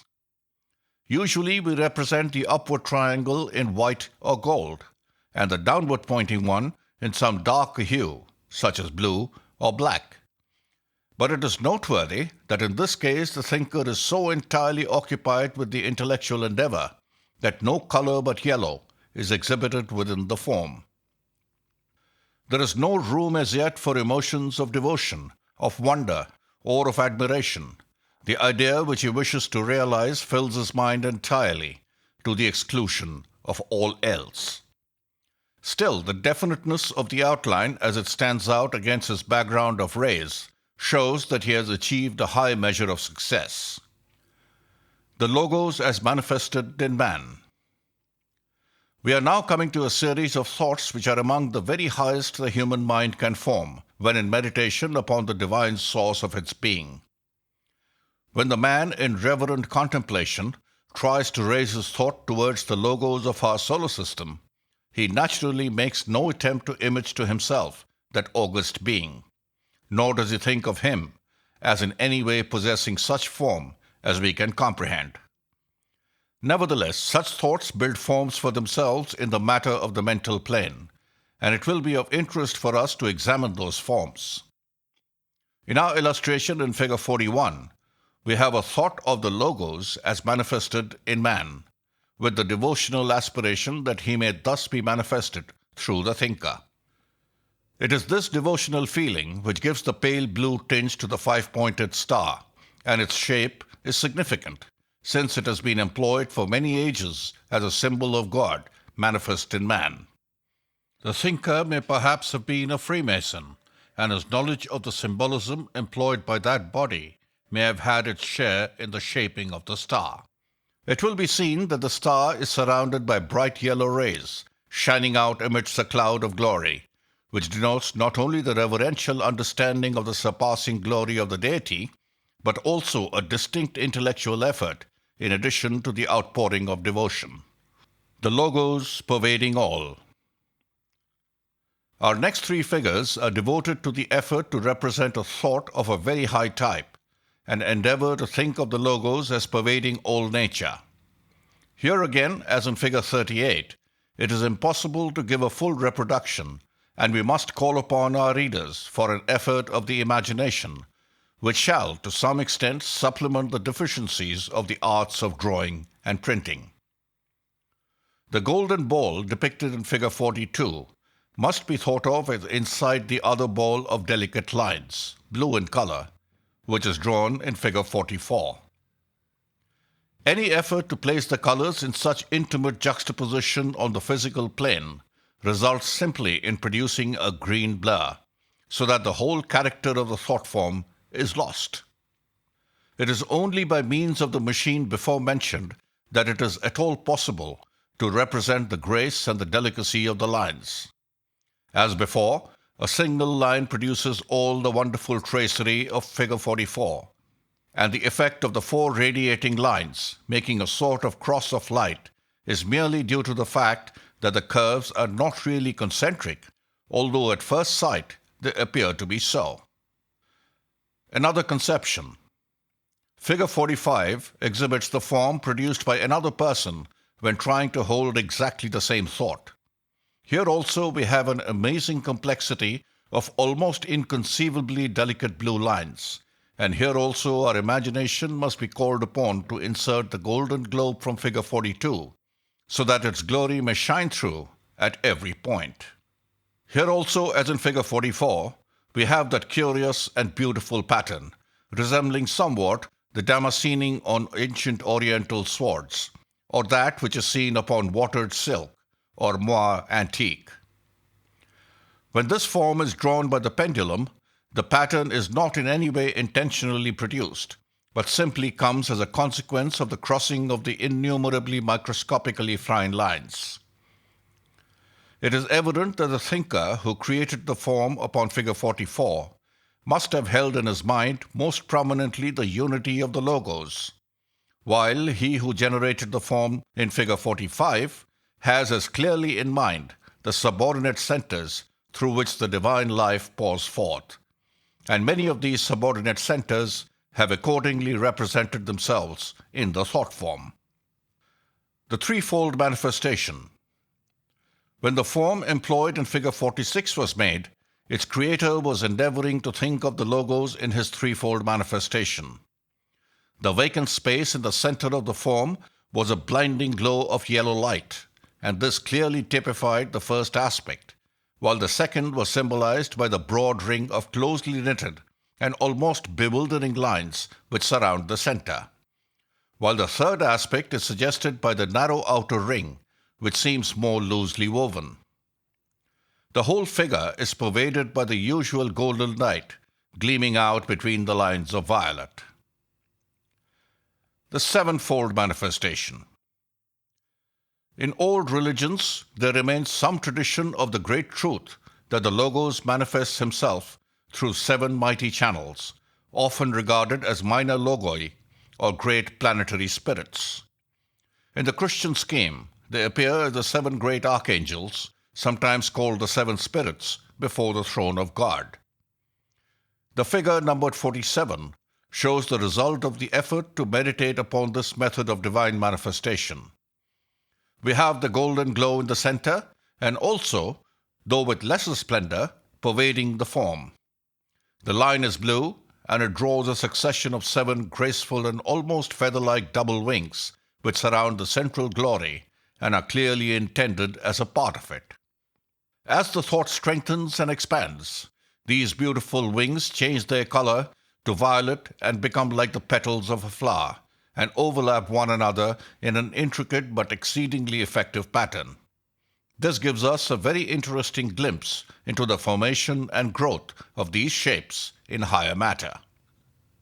Intellectual aspiration. The form depicted in figure 43 bears a certain resemblance to that in figure 15, but beautiful as that was, this is in reality a far higher and grander thought, and implies much more advanced development on the part of the thinker. Here we have a great clear-cut spear or pencil of the pure pale violet, which indicates devotion to the highest ideal, and it is outlined and strengthened by an exceedingly fine manifestation of the noblest development of intellect. He who can think thus must already have entered upon the path of holiness, for he has learnt how to use the power of thought to very mighty effect.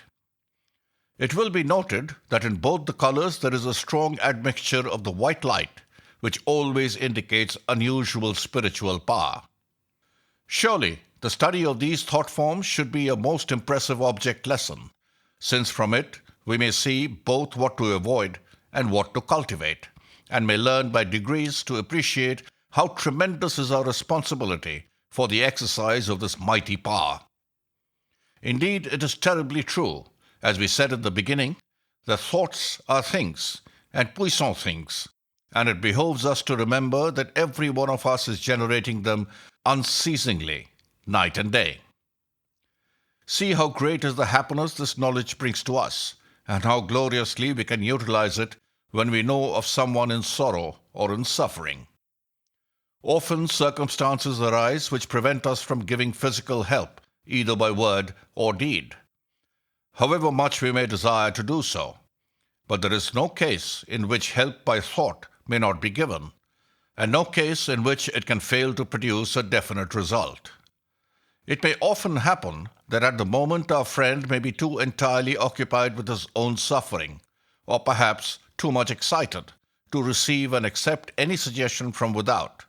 But presently, a time comes when our thought form can penetrate and discharge itself, and then assuredly our sympathy will produce its due result. It is indeed true that the responsibility of using such a power is great, yet we should not shrink from our duty on that account.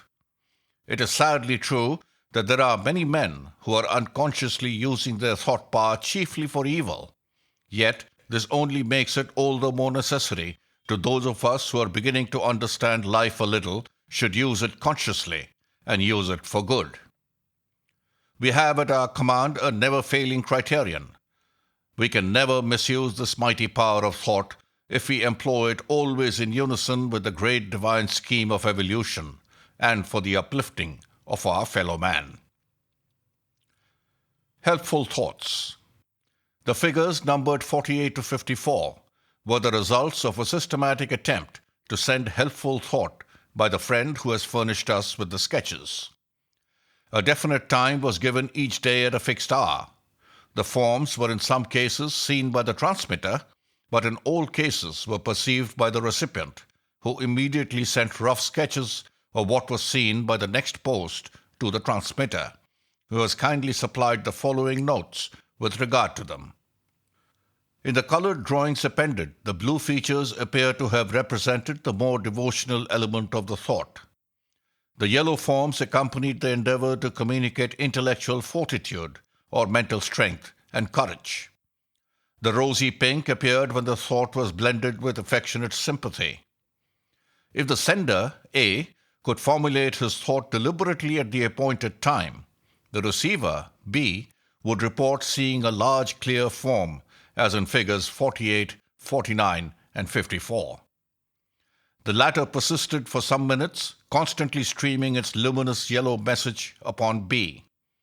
If, however, A was of necessity experimenting under difficulty, say walking out of doors, he would occasionally see his forms broken up into smaller globes or shapes, such as 50, 51, 52, and B would report their receipts so broken up. In this way, many details could be checked and compared as from opposite ends of the line, and the nature of the influence communicated offered another means of verification. Upon one occasion, A was disturbed in his endeavor to send a thought of the blue-pink connotation, but a feeling of anxiety that the nature of the pink element should not be misapprehended. The report of B was that a well-defined globe, as in figure 54, was first seen, but that this suddenly disappeared, being replaced by a moving procession of little light green triangles, as in figure 53. These few drawings give but a slight idea of the varied flower-like and geometric forms seen, while neither paint nor crayon work seems capable of representing the glowing beauty of their living colors. Forms built by music. Before closing this little treatise, it will perhaps be of interest to our readers to give a few examples of another type of forms unknown to those who are confined to the physical senses as their means of obtaining information. Many people are aware that sound is always associated with color, that when, for example, a musical note is sounded, a flash of color corresponding to it may be seen by those whose finer senses are already to some extent developed. It seems not to be so generally known that sound produces form as well as color, and that every piece of music leaves behind it an impression of this nature, which persists for some considerable time and is clearly visible and intelligible to those who have eyes to see. Such a shape is perhaps not technically a thought form, unless indeed we take it, as we well may, as the result of the thought of the composer expressed by means of the skill of the musician through his instrument. Some such forms are very striking and impressive, and naturally their variety is infinite. Each class of music has its own type of form, and the style of the composer shows as clearly in the form which his music builds as a man's character shows in his handwriting. Other possibilities of variation are introduced by the kind of instrument upon which the music is performed, and also by the merits of the player. The same piece of music, if accurately played, will always build the same form, but that form will be enormously larger when it is played upon a church organ or by a military band than when it is performed upon a piano, and not only the size but also the texture of the resulted form will be very different. There will also be a similar difference in texture between the result of a piece of music played upon a violin and the same piece executed upon the flute. Again, the excellence of the performance has its effect, and there is a wonderful difference between the radiant beauty of the form produced by the work of a true artist, perfect alike in expression and execution, and the comparatively dull and undistinguished-looking one which represents the effort of the wooden and mechanical player. Anything like inaccuracy in rendering naturally leaves a corresponding defect in the form, so that the exact character of the performance shows itself just as clearly to the clairvoyant spectator as it does to the auditor. It is obvious that if time and capacity permitted, hundreds of volumes might be filled with the drawings of the forms built by different pieces of music under different conditions, so that the most that can be done within any reasonable compass is to give a few examples of the leading types. It has been decided for the purposes of this book to limit these to three, to take types of music presenting readily recognizable contrasts, and for the sake of simplicity in comparison, to present them all as they appeared when played upon the same instrument, a very fine church organ. In each of our plates, the church shows as well as the thought form, which towers far into the air above it. And it should be remembered that though the drawings are on very different scales, the church is the same in all three cases, and consequently, the relative size of the sound form can easily be calculated. The actual height of the tower of the church is just under 100 feet, so it will be seen that the sound form produced by a powerful organ is enormous in size. Such forms remain as coherent erections for some considerable time, an hour or two at least, and during all that time they are radiating forth their characteristic vibrations in every direction, just as our thought forms do. And if the music be good, the effect of those vibrations cannot but be uplifting to every man upon whose vehicles they play. Thus the community owes a very real debt of gratitude to the musician who pours forth such helpful influences, for he may affect for good hundreds whom he never saw and will never know upon the physical plane. Mendelssohn. The first of such forms, comparatively small and a simple one, is drawn for us in plate M. It will be seen that we have here a shape roughly representing that of a balloon, having a scalloped outline consisting of a double violet line. Within that, there is an arrangement of variously colored lines moving almost parallel with this outline, and then another somewhat similar arrangement, which seems to cross and interpenetrate the first.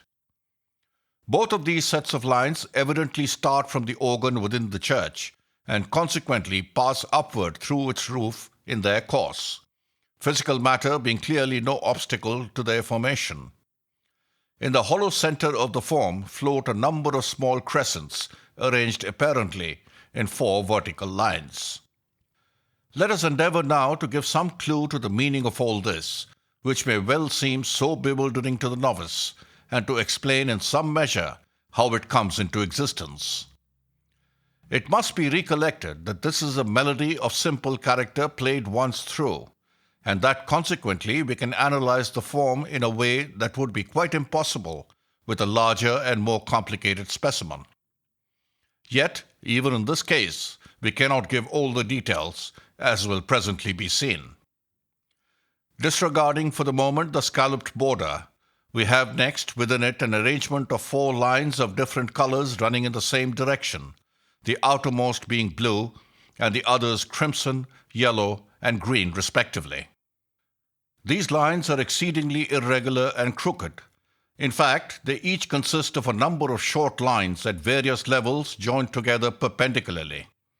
It seems that each of these short lines represents a note of music, and that the irregularity of their arrangement indicates the succession of these notes, so that each of these crooked lines signifies the movement of one of the parts of the melody, the 4 moving approximately together denoting the treble, alto, tenor, and bass respectively, though they do not necessarily appear in that order in this astral form. Here it is necessary to interpolate a still further explanation. Even with a melody so comparatively simple as this, there are tints and shades far too finely modulated to be reproduced on any scale at all within our reach. Therefore, it must be said that each of the short lines expressing a note has a color of its own, so that although as a whole that outer line gives an impression of blueness and the one next within it of carmine, yet each varies in every inch of its length, so that what is shown is not a correct reproduction of every tint, but only a general impression. The 2 sets of 4 lines which seem to cross one another are caused by 2 sections of the melody. The scalloped edging surrounding the whole is the result of various flourishes and arpeggios, and the floating crescents in the center represent isolated or staccato chords. Naturally, the arpeggios are not wholly violet, for each loop has a different hue, but on the whole they approach more nearly to that color than to any other. The height of this form above the tower of the church is probably a little over 100 feet, but since it also extends downwards through the roof of the church, its total perpendicular diameter may well be about 150 feet. It is produced by one of Mendelssohn's Lieder on Worte, and is characterized of the delicate filigree work which so often appears as a result of his compositions. The whole form is seen projected against a coruscating background of many colors, which is in reality a cloud surrounding it upon every side, caused by the vibrations which are pouring out from it in all directions. Gounod. In plate G, we have an entirely different piece, a ringing chorus by Gounod. Since the church in the illustration is the same, it is easy to calculate that in this case the highest point of the form must rise fully 600 feet above the tower, though the perpendicular diameter of the form is somewhat less than that, for the organist has evidently finished some minutes ago, and the perfected shape floats high in the air, clearly defined and roughly spherical, though rather an oblate spheroid. This spheroid is hollow, as are all such forms, for it is slowly increasing in size, gradually radiating outward from its center, but growing proportionately less vivid and more ethereal in appearance as it does so, until at last it loses coherence and fades away much as a wreath of smoke might do. The golden glory surrounding and interpenetrating it indicates as before the radiation of its vibrations, which in this case shows the dominant yellow in much greater proportion than did Mendelssohn's gentler music. The coloring here is far more brilliant and massive than in plate M, for this music is not so much a thread of murmurous melody as a splendid succession of crashing chords. The artist has sought to give the effect of the chords rather than that of the separate notes, the latter being scarcely possible on a scale so small as this. It is therefore more difficult here to follow the development of the form, for in this much longer piece the lines have crossed and intermingled until we have little but the gorgeous general effect which the composer must have intended us to feel, and to see if we were able to see. Nevertheless, it is possible to discern something of the process which builds the form, and the easiest point at which to commence is the lowest on the left hand as one examines the plate.